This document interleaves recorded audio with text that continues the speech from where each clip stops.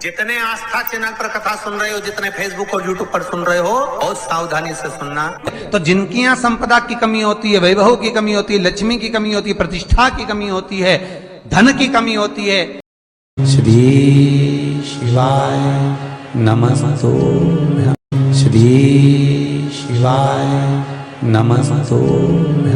किसी व्यक्ति से कोई काम करवाना है, वो काम नहीं कर रहा, कोई फाइल आगे नहीं बढ़ रही है, कोई कार्य अटक रहा है, या फिर कहीं रुपया पैसा अटक गया हो, नहीं निकल रहा हो, तो एक जल के पात्र में जल भरकर 5 बेलपत्री शिव जी को समर्पित कर कुंदकेश्वर महादेव का नाम लेकर एक सफेद पुष्प बेलपत्री के ऊपर जो शिव जी को चढ़ाई है उस पर समर्पित कर जल जो लेकर गए हो, अपनी उस कामना को कर कि मेरा ये कार्य अटक रहा है, ये कार्य नहीं हो रहा, कुंदकेश्वर महादेव का नाम लेकर धीरे धीरे जल की धार चढ़ाइए। और एक बात हमेशा याद रखना, फिर निवेदन कर रहे हैं, अच्छे से समझ लेना, शंकर जी पर जब जल चढ़ता है, शिव जी का जब अभिषेक होता है, शंकर जी पर जब जल चढ़ाया जाता है, दूध चढ़ाओ, जल चढ़ाओ, कुछ भी चढ़ाओ, पर एक बात का स्मरण अपने जीवन में होना कि इतने ऊपर से मत चढ़ाना कि जल चढ़े और छींटे आपके ऊपर।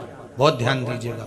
हाँ, तो यहां तक वर्णन करा गया है कि शंकर जी का जल चढ़ा हुआ जहां से बहकर जाता है ना, उसको लांगा तक नहीं जाता। यहाँ लांगते हैं क्या? नहीं ना, परिक्रमा भी करेंगे तो वहीं से लौट कर वापिस इधर जाएंगे। शिव जी का जहां से जल बहकर जा रहा हो, चढ़ा हुआ जल जहां से बहकर जा रहा हो, उसको लांगा तक नहीं जाता।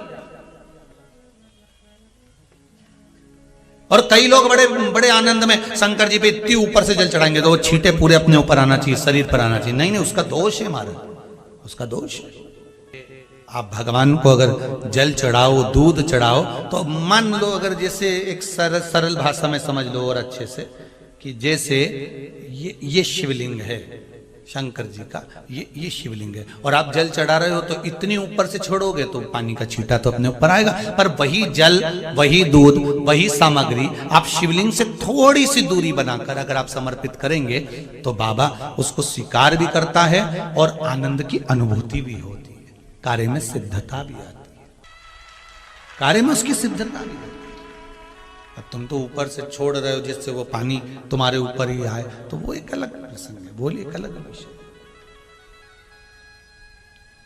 बहुत ध्यान देना महाराज, भगवान को कभी भी कोई भी सामग्री, जैसे भगवान के मंदिर में अगर फूल चढ़ाने जा रहे हो, भगवान के मंदिर में अगर पुष्प समर्पित करने जा रहे हो, तो फूल का मुख अपनी ओर नहीं होना चाहिए।